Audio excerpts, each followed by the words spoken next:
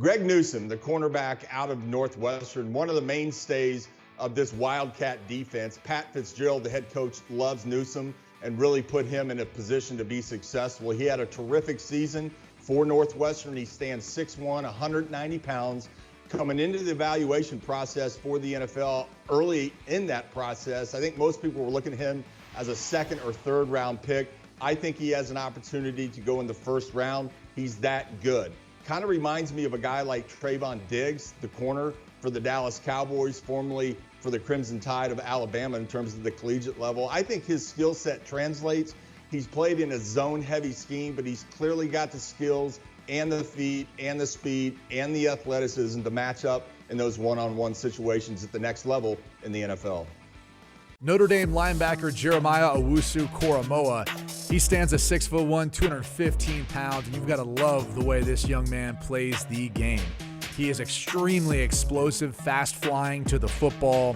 He's actually good in coverage as well, too, playing out in space. He's incredibly long, but whether he's in man-to-man coverage or playing zone coverage, he gets those long arms up into passing lanes and just seems to have a knack for the football. Now, the biggest question is going to be, what does he play at the next level? Is he a linebacker? He's a little undersized for that. Is he a safety? He doesn't have much experience necessarily playing like that. So where he fits into a defensive scheme is going to be critical for him. And sometimes he plays so fast, he actually overruns some plays or maybe takes a bad angle. But bottom line is, whoever gets Jeremiah Owusu-Koramoah, they're getting one heck of a player. Reminds me a lot of Jamal Adams, who also happens to be in the safety, but plays down around the line of scrimmage, blitzing and in coverage and in the box. I think whatever team drafts Jeremiah is going to be asking him to do the same thing. Anthony Schwartz sort of played second fiddle at Auburn behind Seth Williams, but make no mistake, the dude can flat out burn. In fact, him and Tyreek Hill have a little bit of a Twitter feud going on. Schwartz is an Olympic caliber sprinter, which means his straight line speed is top notch. He's fast, he's shifty, but he's not physical. Tyreek Hill, Twitter feud, I think he can be a lot like Tyreek Hill. If he can get the ball in space, this dude can do some damage. So these exotic offenses, go get Anthony Schwartz. He can be your version of Tyreek Hill. James Hudson from Cincinnati has really good athleticism and a guy that you can trust putting on a move in a run game or even moving the pocket for your quarterback in a passing game. And he also is one that really embraces the role of being the enforcer out there on the field for your offensive line. You love those type of linemen. On the flip side of that, he's raw from a technique standpoint. Everything from consistent footwork to hand placement, it'll need to get smoothed out as he moves forward to the pro level. His game reminds me a lot of DJ Humphries for the Arizona Cardinals. Togiai is athletic for his size and shows quickness off the snap. He has good awareness on the football field and plays to the whistle. The Idaho native is more likely to gain ground in the run game than to lose it.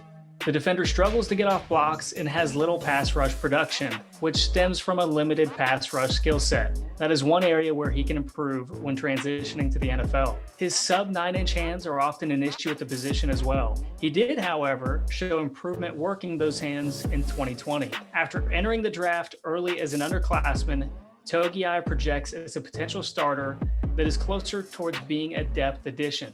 My comparison for Togiai is Brandon Dunn. Tony Field spent his first 3 seasons in Arizona before transferring to West Virginia. He racked up 5 sacks as a freshman, but managed only 4.5 over the rest of his career. But one thing hasn't changed. The man is a tackling machine, averaging 94 of them each year. A lot of that is want to, because Fields is listed at just 220 pounds, making him look more like a safety than a linebacker. And his lack of size means he can sometimes struggle to get up blocks, but he also plays with a tenacity and quick first step that routinely wreaks havoc near the line of scrimmage. He has a nose for the ball in the run game, in part because he's good at sifting through trash and working around second-level offensive linemen. When he's not choosing to take them on, weight differences and laws of physics be damned. Now he'll need to get better at understanding his role in pass coverage, especially zone schemes. At the end of the day, though, he is at his best coming downhill, and while it's unlikely that he has the athleticism to make the move to safety, he certainly fits the hybrid linebacker/safety role we see around today's NFL.